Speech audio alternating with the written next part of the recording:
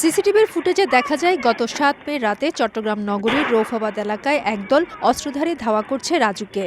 এক পর্যায়ে তাদের উপর্যুপরি গুলিতে ঘটনাস্থলে নিহত হয় রাজু। এ সময় এলোপাথারি গুলিবর্ষণে চোখে গুলি লেগে আহত হয় চতুর্থ শ্রেণী পড়ুয়া রেশমি আক্তার। এখনও জীবন মৃত্যুর সন্ধিক্ষণে হাসপাতালে লড়াই করছে শিশুটি।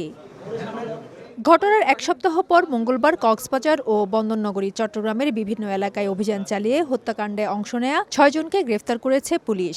প্রাথমিক জিজ্ঞাসাবাদে আসামিরা জানায় পূর্ব পরিকল্পনার অংশ হিসাবে হত্যা করা হয় রাজুকে।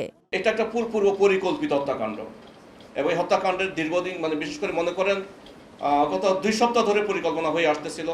আর এই যে ভিকটিম সে 3 দিন আগে তার বোনের বাসায় বেড়াতে এসেছে এবং তাকে এখান থেকে এই আব্দুল করিম সাপোর্ট দিয়ে তথ্য প্রচার করে আব্দুল করিম শুটিং স্পটে উপস্থিত থেকে তার মৃত্যু নিশ্চিত করে। পুলিশের ধারণা রাউজানে সন্ত্রাসীদের আধিপত্য বিস্তার ও অবৈধ কর্মকাণ্ডের বিরোধকে কেন্দ্র করে এই হত্যাকাণ্ড।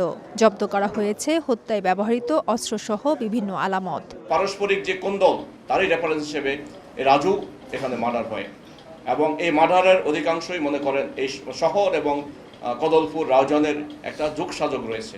গত ২৬ এপ্রিল রাতে রাউজানে অস্ত্রধারীদের গুলিতে নিহত মোহাম্মদ নাসির উদ্দিন তালুকদার হত্যাকাণ্ডের ৭ নম্বর আসামি ছিলেন রাজু, জানিয়েছেন পুলিশ। ফেদুস লিপি, সময় সংবাদ, চট্টগ্রাম।